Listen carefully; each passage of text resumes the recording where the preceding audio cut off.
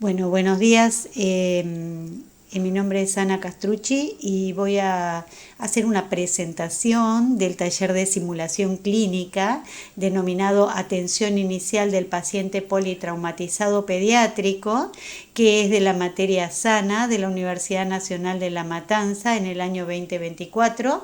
Lo vamos a ir llevando adelante la doctora Fátima Ojeda y yo quien les habla. Cuando nosotros hablamos de politraumatismo, hablamos del daño, o el daño causado ¿por qué? Por fuerzas mecánicas, ¿sí? Que afectan a varios órganos o sistemas, incluso uno solo, pero de tal intensidad como para poner en peligro la vida o dejar secuelas en el sobreviviente. ¿Por qué este taller? Bueno, resulta ser que está incluido dentro de la materia SANA y es un tema importantísimo porque es una de las causas más importantes de mortalidad en pediatría y de hecho la mortalidad en el politrauma tiene una curva bimodal, ¿sí? La mayoría de los niños, o sea, hay traumatismos lo suficientemente intensos como para producir mortalidad instantánea, ¿sí? Y los niños que sobreviven a estos traumatismos gravísimos se mueren posteriormente en la terapia intensiva, mucho más adelante. El abordaje correcto de la emergencia, el hacer las cosas en el minuto de oro o en la hora de oro, hace que esta mortalidad disminuya, esta segunda curva de mortalidad. Es importante conocer maniobras básicas y aprender a trabajar en equipo para asegurar la seguridad del paciente. El taller también tiene que ver con la seguridad de nosotros en aprender en un entorno en el que no vamos a ser criticados, en que vamos a poder repetir maniobras, en que vamos a aprender en base al error, cosa que no sucede cuando estamos trabajando sobre un paciente real. El traumatismo pediátrico tiene causas, ¿sí? Muchas causas. La mayoría de las causas que tienen que ver con la mortalidad, la gran mortalidad especialmente en el primer momento, son los accidentes de tránsito, los ahogamientos y la sofocación. Pero es súper frecuente las causas que no son fatales, como las caídas y los golpes que nos llenan las guardias de los hospitales pediátricos. Un mecanismo muy común de traumatismo es el atropellamiento, ¿sí? Que va a tener distintas gravedad según la edad. En los niños pequeños que se escapan de la mano de las madres o de los padres y cruzan la calle y que terminan bajo las ruedas, pueden ser fatales. Mientras que en los niños más grandes vemos una secuencia traumática que da lesiones dentro de las cuales tenemos la tríada de Badel. El traumatismo en el fémur, la fractura femoral, la rotura esplénica, los traumatismos de hombro, la fractura de hombro y a posteriori, porque el paciente es proyectado en el aire, el traumatismo encefalocraneano. En los adolescentes y niños mayores son comunes los accidentes por bicicleta o por motocicletas. En los niños pequeños es común las caídas y los aplastamientos por muebles, por televisores, el aplastamiento por piletas, incluso los chicos que se suben a alguna reja que no está bien sujeta, una reja o una murallita que se les cae encima. Las caídas que pueden ser de árboles, de escaleras, de ventanas, y en esto hago un hincapié especialmente en los andadores que permiten trasladarse a niños que no están preparados y que tienen mucha incidencia de traumatismo, ¿sí? Cuando nosotros llegamos a la escena del accidente, tenemos que evaluarla. Y ante todo, paz, decimos, pero una paz con S. Proteger, avisar y socorrer. Hay que ver que el escenario sea seguro. Es común que nos llame la policía y entonces le pidamos que corte el tránsito o que nos ayude a retirar al paciente del lugar antes de socorrerlo. Hay que avisar, primero proteger, después avisar que tenemos a este paciente. Obviamente que si nosotros somos el auxilio, nosotros somos el socorro, tenemos que avisar que estamos trasladando a un paciente de tales y cuales características o que tenemos un accidente de gravedad y que nos vamos a dirigir al hospital más cercano. Y ahí hay que socorrerlo. Que de eso se trata este taller. Nosotros primero podemos encontrar un paciente boca arriba o boca abajo, ¿sí? Es necesario que un paciente que está boca abajo, o sea, en prono, haya que colocarlo en posición supina para poder evaluarlo. Un paciente en posición prona se puede estar ahogando en sus propias secreciones, ¿sí? Entonces, en este momento, para poder evaluar al paciente, lo vamos a tener que movilizar en bloque. Para ello, un operador se va a colocar en la cabeza del paciente y va a traccionar la columna cervical, ¿sí? Y la va a mantener derecha, mientras que dos en la cintura escapular y pelviana van a rotar al paciente. Esto lo vamos a hacer en el taller todos juntos para que aprendan la manualidad. Cuando nosotros pusimos al paciente en posición supina, vamos a ver si está vivo, si respira espontáneamente y si tiene pulso carotídeo. Obviamente que si nosotros nos encontramos en una situación de paro, el algoritmo que vamos a seguir va a ser el de la RCP, que ustedes lo conocen muy bien. Una vez que lo tenemos en decúbito supino, vamos a evaluarlo por medio del triángulo de evaluación pediátrica. Para esto yo les voy a dejar un link en otra clase en que hablo específicamente del triángulo de evaluación pediátrica para que ustedes puedan entender esto que es súper importante. El triángulo de evaluación pediátrica es una herramienta que nos permite rápidamente, sin hacer diagnóstico y sin tocar al paciente, saber si nuestro paciente está estable, tiene una disfunción del sistema nervioso central, está con dificultad respiratoria, está en insuficiencia respiratoria, está en shock compensado, está en shock descompensado o está en fracaso cardiorrespiratorio. Una vez que nosotros tenemos una idea general de cómo está nuestro paciente, ¿sí? Lo vamos a colocar en nuestra tabla. Primero abrimos la vía aérea y con esta maniobra, mientras lo sujetamos, vamos a colocar el collar y de esta manera inmovilizamos la columna cervical. Lo vamos a colocar en la tabla lo vamos a extricar y lo vamos a subir a la ambulancia donde lo vamos a estabilizar. Para la colocación de collar y la extricación en tabla, les voy a dejar también un link en la bibliografía de la materia en que van a poder ver unos videitos de YouTube de cómo lo colocamos y después en el taller lo vamos a hacer todos.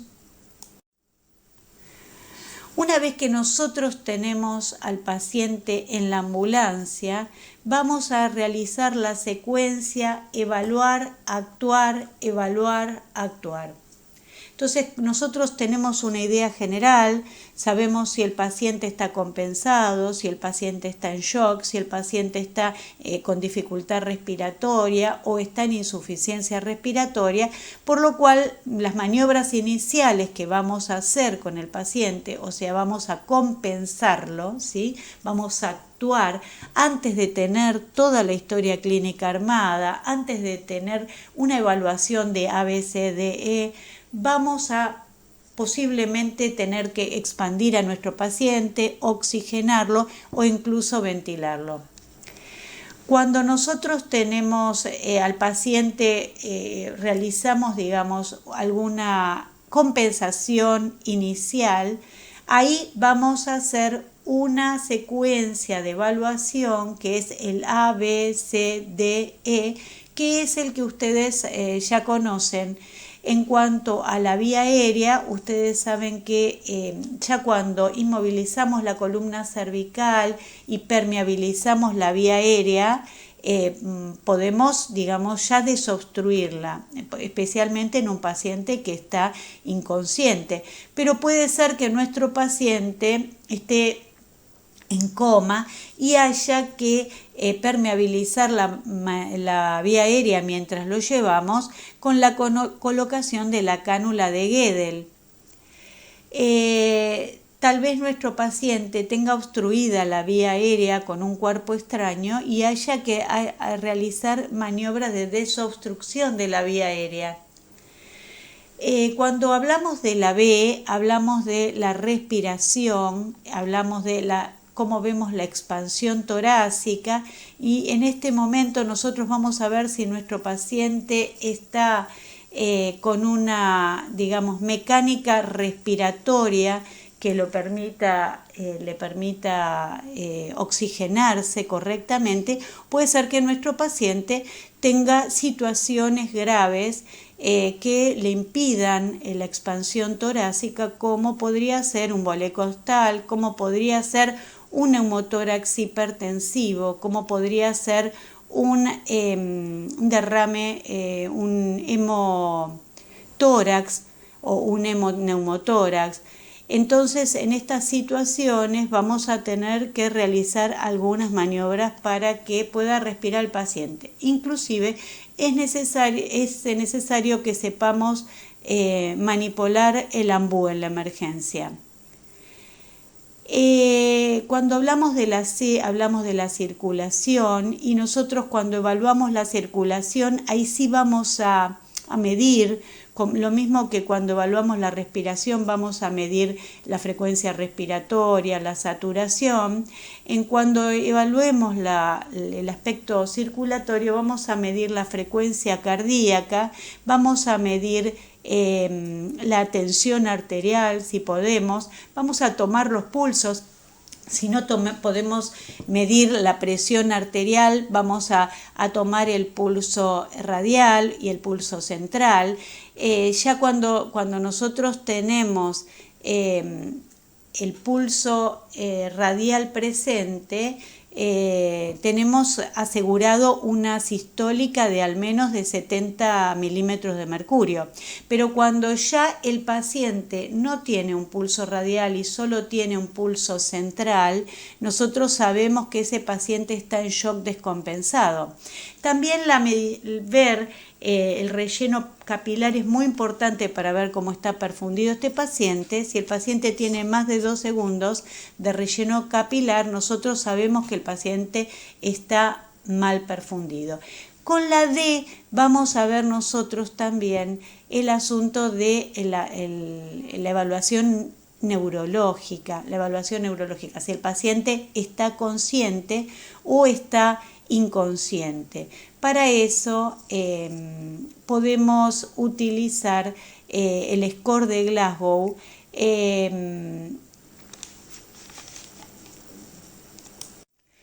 Una forma rápida de evaluar la conciencia del paciente es la escala de respuesta pediátrica llamada ABDI. Se evalúa si el niño está alerta, B es de la respuesta a la voz, D del dolor. Si el paciente y es si el paciente está inconsciente. Es muy adecuada esta escala para un entorno prehospitalaria, ¿sí? Pero cuando nosotros estamos haciendo una evaluación más profunda tenemos que tomar el score de Glasgow. Un paciente que responde, que está alerta, corresponde a un score de Glasgow de 15. Un paciente que responde al estímulo verbal a un Glasgow de 13. Al dolor un Glasgow de 8 y un paciente que está inconsciente responde a un Glasgow de 6. También hay que evaluar las pupilas, ¿sí? Que pueden tener, pueden responder a diversas causas, las alteraciones. Fundamentalmente nosotros estamos viendo un paciente politraumatizado, pero nuestro paciente podría estar expuesto a drogas, a sustancias de consumo que podrían alterar las pupilas. Las pupilas dilatadas bilateralmente podrían corresponder a la hipertensión endocraniana y las pupilas anisocóricas, ¿sí? Nos hablan de una lesión encefálica potencialmente mortal. También puede ser que nuestro paciente esté hipoglucémico, por lo cual siempre que uno coloca a un paciente en una camilla para hacer una evaluación, especialmente la neurológica, tiene que tomar un hemoglucotest. Posteriormente tenemos que exponer al paciente para hacer una evaluación completa de todo el cuerpo, un examen detallado y sistemático, ver el rostro, la cabeza, el tórax, la espalda, las extremidades y la piel del niño, teniendo en consideración el cuidado de la columna cervical. Si tenemos disponibles mantas, habría que controlar la temperatura del niño cubriéndolo. Se debe prevenir la hipotermia, siendo obligatorio cubrir al paciente con mantas calientes o con dispositivos externos de calentamiento y mantenerlo en un ambiente cálido y controlado.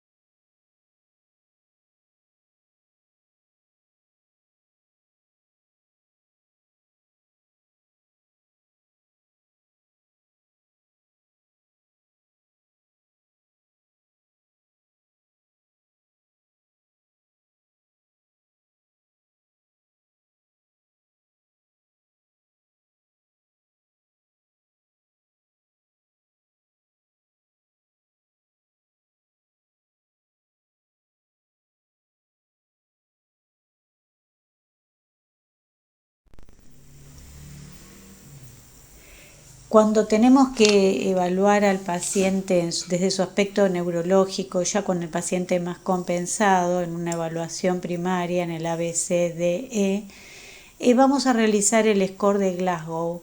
El score de Glasgow está adaptado para la población pediátrica y de lactantes, porque obviamente que son distintos desde el punto de vista neurológico y de la maduración. Y vamos a utilizar este score como el que tenemos en la pantalla, que está adaptado a menores de 1 año y mayores de 1 año. Y tenemos que tener algunas consideraciones particulares.